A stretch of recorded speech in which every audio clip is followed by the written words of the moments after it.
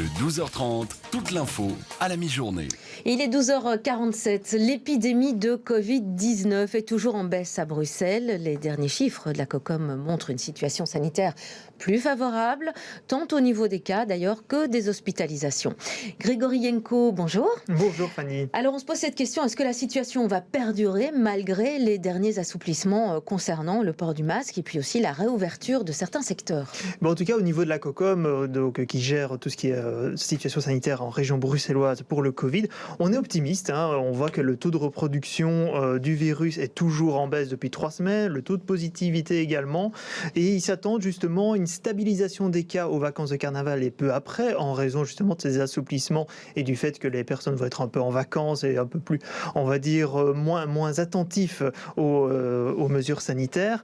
Mais ils s'attendent quand même à une nouvelle baisse par la suite au niveau du mois de mars. On ne pense pas qu'il y aura une grosse augmentation. On s'interroge plutôt sur le futur à moyen terme. Justement, qu'est-ce qui va se passer avec cette pandémie par la suite? Il y a actuellement une réflexion en cours pour passer d'une gestion de crise qu'on a eue depuis 2 ans à une gestion de risque. Parce que on a vu avec la vague Omicron, quand le taux d'infection est plus rapide, le système de traçage par le call center et de testing n'est pas assez rapide. Donc on est en train de regarder un dispositif pour adapter la capacité de test et pour être plus efficace dans ce traçage. On l'a vu également avec l'adhésion de la population aux nouvelles règles qui est en train de diminuer. Et bien, il faut faire face justement à une possible augmentation des cas à certains moments. Actuellement, la concentration, c'est sur les populations vulnérables. On s'intéressera plutôt aux personnes dans les maisons de repos et dans les zones de pauvreté. Et on se prépare à des scénarios futurs avec justement soit une fin de la pandémie, soit une résurgence possible en automne et en hiver de Covid-19 et d'un nouveau variant. Donc on s'attend malgré tout à ce que soit la pandémie s'arrête, soit à ce qu'elle reprenne un petit peu. Et donc à ce niveau-là, la COCOM réfléchit à de nouveaux plans de stratégie, de tracing et de test. Voilà, et en attendant, la vaccination qui se poursuit. Et la région va introduire dès le 1er mars un nouveau vaccin, c'est le Nuvaxovid. Voilà. Alors, qui pourra prétendre à ce vaccin?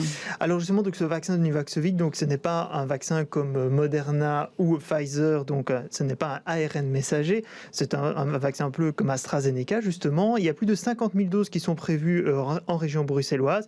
Les groupes cibles, ce sont d'abord les personnes qui sont allergiques aux autres vaccins, les personnes qui ont connu une grave réaction après la première dose. Là, pour ces 2 groupes, on est plus ou moins à quelques centaines de personnes selon l'évaluation de la COCOM.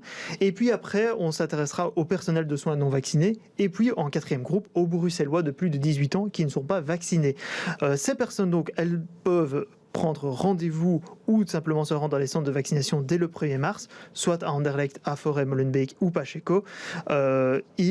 Actuellement, les personnes doivent absolument prendre rendez-vous, mais par la suite, donc, ce sera sans rendez-vous. Ce vaccin, il y a 2 doses qui sont nécessaires avec 21 jours d'intervalle entre les 2 doses.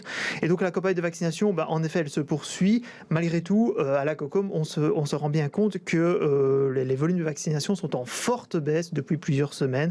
La volonté d'avoir sa dose booster ou sa première dose diminue clairement, mais là-dessus, on va continuer à travailler avec les communes et pour faire des actions locales de sensibilisation, notamment auprès des personnes les plus vulnérables.